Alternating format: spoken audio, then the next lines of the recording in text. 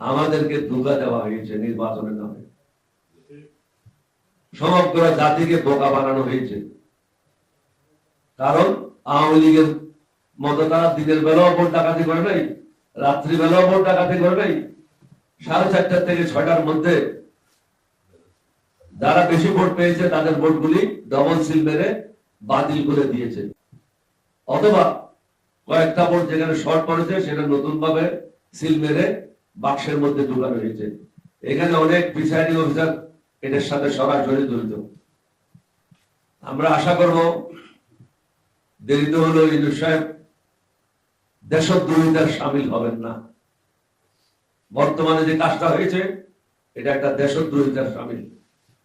1400 লোক আমাদের ছেলে, ব্রিলিয়ান্ট ছেলে, তারা শাহাদত বরণ করেছে। মুক্তিযুদ্ধের সময় হাজার হাজার ছেলে মেয়েরা শহীদ হয়েছে, আমরা যুদ্ধ করে দেশ স্বাধীন করেছি। হেলায় হেলায় কেউ এসে এখানে রাজত্ব করবে আর আমরা বসে থাকবো, এটা ঠিক না। জামাত বা 11 দলীয় জোটের অন্যান্যদেরকে আমি একটা পরামর্শ দিতে চাই।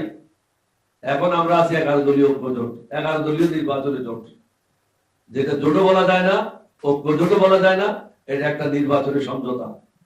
এটাকে যদি সুদৃঢ় করতে হয় তাহলে একটা নতুন নাম দেওয়া উচিত,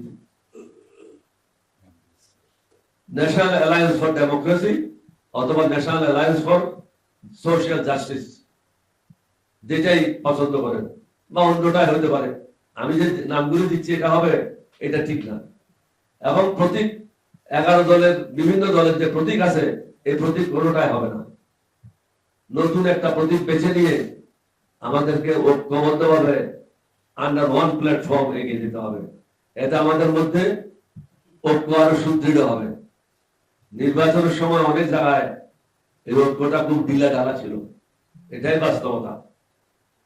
এটার থেকে কাটায় ওঠার জন্য একমাত্র পথ হলো এক আমব্রেলার নিচে আসা, that is National Alliance for Democracy অথবা National Alliance for Social Justice, বা অন্য কোনো নাম দিতে পারেন। তাহলে আমাদের মধ্যে ঐক্যটা গড়ে উঠবে। আমি আবারও রিপিট করছি, আমাদের সাদা মার্কাও না, জামাতের পাল্লা মার্কাও না, অন্যদের শাপলা করিও না।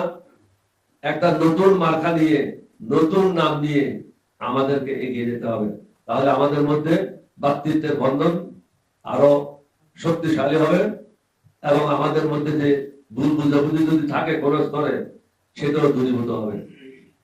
আমি জানি নির্বাচনের পর আপনাদের অনেকের মন খারাপ, কারণ আমাদের প্রার্থীদেরকে যেভাবে হারানো হয়েছে, আমাদের প্রার্থীরা হারে নাই, জনগণ আমাদেরকে ভোট দিয়েছে। বিশেষ করে আমি চট্টগ্রাম 14 নির্বাচনী এলাকার কথা বলতে চাই। জনগণ স্বতঃস্ফূর্তভাবে ওমর ফারুককে ভোট দিয়েছে। সেই ভোটটা প্রশাসন হাইজ্যাক করে জুলাই যোদ্ধাদের খুনি জসিমউদ্দিনকে দিয়েছে। এটা একটা ন্যাক্কারজনক অধ্যায় বাংলাদেশে সংঘটিত হলো। টাকার কাছে মনুষ্যত্ব হেরে গেল, টাকার কাছে ভোটাররা হেরে গেল, টাকার কাছে নিরপেক্ষ সুষ্ঠু এবং অবাধ নির্বাচন হেরে গেল।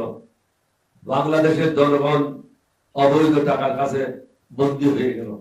আপনাদের সবাইকে ধন্যবাদ। বাংলাদেশ জিন্দাবাদ।